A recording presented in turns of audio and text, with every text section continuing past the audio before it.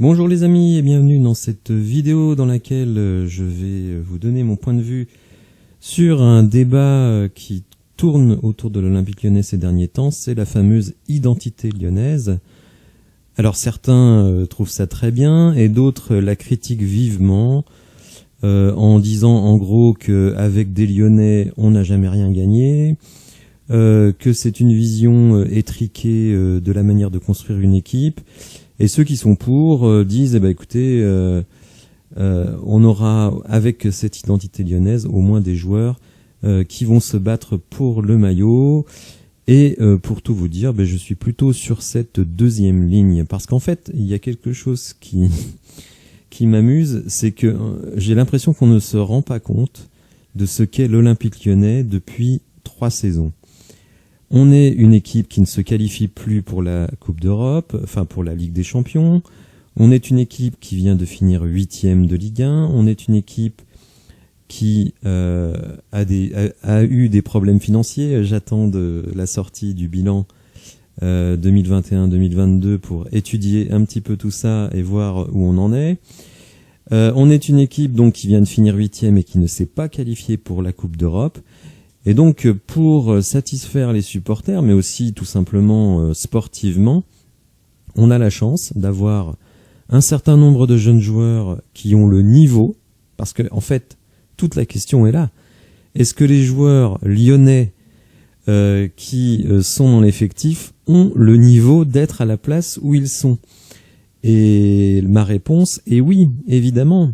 Si on partait sur une idée de mettre des Lyonnais qui n'ont pas le niveau, tout simplement, uniquement parce qu'ils sont lyonnais, évidemment ce serait ridicule, ça n'aurait aucun sens. Or là, vous pouvez, du fait de la qualité du centre de formation de Lyon et de l'investissement de notamment 2 joueurs, Anthony Lopez et Alexandre Lacazette, d'avoir 2 joueurs de niveau international, qui veulent absolument rester dans l'équipe. Anthony Lopez vient de prolonger. Alexandre Lacazette revient d'Angleterre et a signé pour 3 ans. Donc pour moi, c'est une vraie déclaration d'amour au club et je ne vois absolument pas comment l'OL, vu sa situation actuelle, aurait pu récupérer un gardien international de ce niveau-là et un attaquant international, certes avec une carrière internationale un peu limité, mais enfin bon, Lacazette c'est quand même un super joueur. Comment pouvons-nous récupérer des joueurs de ce niveau-là avec notre situation actuelle? Ce qui va d'ailleurs nous poser des problèmes sur ces 2 postes, puisque ces joueurs-là sont sans doute beaucoup moins investis dans le projet lyonnais. Donc pour moi la question elle est ridicule. Alors il y a un deuxième aspect, mais là c'est un cliché absolu qui consiste à dire il faut pas retourner avec ses ex, les retours des joueurs dans leurs anciens clubs c'est toujours des échecs. Bah non, il y a des échecs évidemment, mais il y a aussi des réussites. Et je citerai notre ennemi héréditaire, l'Olympique de Marseille, qui a fait revenir d'Angleterre Steve Mandanda, Florian Thauvin et Dimitri Payet, et je pense qu'ils n'ont pas eu à s'en plaindre. Donc le retour de Lacazette, ça n'a rien d'extraordinaire. D'ailleurs, si on regarde bien l'effectif, le seul retour pour le moment, peut-être Tolisso va suivre, mais pour le moment, le seul retour d'un ancien Lyonnais, c'est Lacazette. Alors certes, il y a le gardien remplaçant Rioux, mais qui sera peut-être 3e gardien, on va dire, c'est vraiment pour jouer les utilités. La promotion des jeunes, je dirais que, qu'il soit lyonnais ou pas, ça ne change rien. Lukeba s'est affirmé comme un super défenseur central, et à la limite, qu'il sorte de l'académie ou pas, il a sa place, mais largement, et il est même bien meilleur que tous les défenseurs centraux qu'on a pu acheter à prix d'or. Je pense notamment à Denayer à prix d'or, bon, il n'était pas si cher que ça, et puis évidemment Boateng, ou Andersen, qui est désormais parti. Maxence Cacré, lui, c'est un super récupérateur, il a gagné sa place, il n'y a absolument rien à dire, et lui aussi, qu'il soit lyonnais ou pas, qu'est-ce que ça change? Je dirais que c'est un plus qu'il soit lyonnais, mais je veux dire, il est pas là parce qu'il est lyonnais, il est là parce qu'il est bon. Malo Gusto, il a piqué la place du capitaine Léo Dubois, et il a piqué sa place non pas parce qu'il est lyonnais, mais parce qu'il est meilleur, tout simplement. Et si le PSG commence à lorgner sur lui, si on entrevoit à terme, peut-être pas tout de suite, peut-être pas l'année prochaine, mais si on entrevoit à terme qu'il puisse même devenir latéral en équipe de France, c'est bien que le joueur, il a le niveau. Donc il faut arrêter avec ce truc, parce qu'ils sont lyonnais, ils sont là. Non, ils sont là parce qu'ils sont bons, tout simplement. Et qu'ils soient lyonnais, c'est un plus. Et je dirais même qu'il y a quelque chose, là je m'adresse plus à certains supporters lyonnais, qui d'un côté sont amoureux d'Anthony Lopez, trouvent qu'il a fait une saison extraordinaire, que son dévouement au club, etc., est fantastique, et qui par ailleurs critiquent l'ADN lyonnaise. Donc c'est pour moi, ça n'a absolument aucun sens. Si Anthony Lopez est dans l'équipe, qu'il est là et qu'il est bon, c'est parce qu'il kiffe son club, tout simplement. Si Lacazette est revenu, c'est parce qu'il kiffe son club. Si Cacré a prolongé, si Gusto est encore là, et Lukeba, tout ça, ces mecs, ils kiffent leur club. Donc je ne comprends même pas la polémique qu'il peut y avoir sur ce sujet. Bon bref, c'est ainsi. Alors, pour faire un petit peu le bilan en ce 11 juin, bon, où on vient juste de commencer le mercato en France, je rappelle que le mercato en Angleterre va commencer le 1er juillet, donc pour le moment on ne peut signer que les joueurs libres. Voilà la structure de l'équipe telle qu'elle pourrait être à la rentrée. Donc évidemment Anthony Lopez dans les buts, Lukeba en défense centrale, Malo Gusto en latéral droit.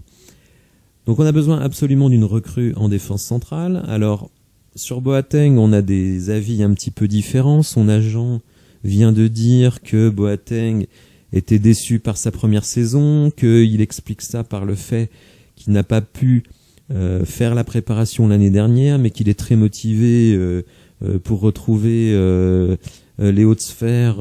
Bon, faut rappeler que Boateng n'est pas si vieux que ça, hein, donc peut-être qu'en forme, il peut nous produire autre chose et notamment aider Lukeba à progresser.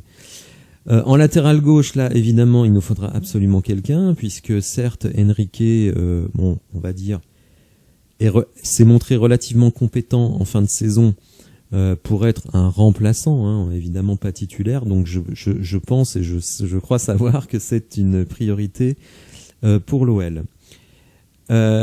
Sinon, sur les autres postes, Karl Toko Ekambi fait parfaitement le job en ailier gauche. Fèvre en ailier droit, c'est peut-être pas son meilleur poste, mais si Paqueta s'en va, peut-être que lui va glisser ici. N'oublions pas aussi qu'ici, on pourrait tout à fait avoir Jeffrey Adelaide si celui-ci retrouve son plein potentiel. Lacazette et Dembélé en attaquant, je pense que ça peut faire la maille très facilement. Alors comme vous le voyez, j'ai choisi un système en 4-4-2 alors qu'on a beaucoup joué en 4-2-3-1, tout simplement parce qu'on a deux attaquants. Il est évident que si Dembélé venait à être transféré, ce qui à mon avis est absolument nécessaire dès lors qu'il ne prolonge pas, à ce moment-là on va se retrouver avec Lacazette en pointe et repasser peut-être en 4-2-3-1 qui, pour ma part, est mon système de jeu préféré. Voilà, donc vous l'avez compris, moi l'identité lyonnaise ne me gêne pas du tout, au contraire, je trouve même que c'est un beau projet. Évidemment, si Tolisso revient, là encore, s'il revient, rendez-vous compte, on récupère Corentin Tolisso, alors certes avec son problème de blessure qui peut nous inquiéter, mais qui est un international français, qui a été un joueur du Bayern Munich, qui a gagné la Ligue des Champions. Enfin, il faut se rendre compte de ce que c'est Corentin Tolisso. Une équipe comme la nôtre, je le répète, 8e de Ligue 1 non qualifiée pour la Coupe d'Europe, qui pourrait récupérer un joueur de ce niveau-là et qui en plus reviendrait parce qu'il bade son club. Enfin, franchement, je vois pas comment on pourrait critiquer ce choix. Bon. Pour l'attaquant, pour le créateur, le numéro 10, évidemment, ça va dépendre de Paqueta et Dembélé. Il faut savoir que avec le transfert de Paqueta et Dembélé, plus Houssem Aouar, on peut tout à fait imaginer récupérer une centaine de millions d'euros. Donc évidemment, pour aller chercher un latéral gauche, un défenseur central et un numéro 10, bon, je pense qu'avec 100 millions, même si on en garde une partie pour éponger les dettes, je pense qu'il y a vraiment moyen de construire une très belle équipe. Voilà, n'hésitez pas en commentaire à me dire ce que vous pensez de tout cela. Si vous avez aimé la vidéo, n'hésitez pas à la liker, à vous abonner à la chaîne, et je vous dis à bientôt pour une nouvelle vidéo. Merci, au revoir.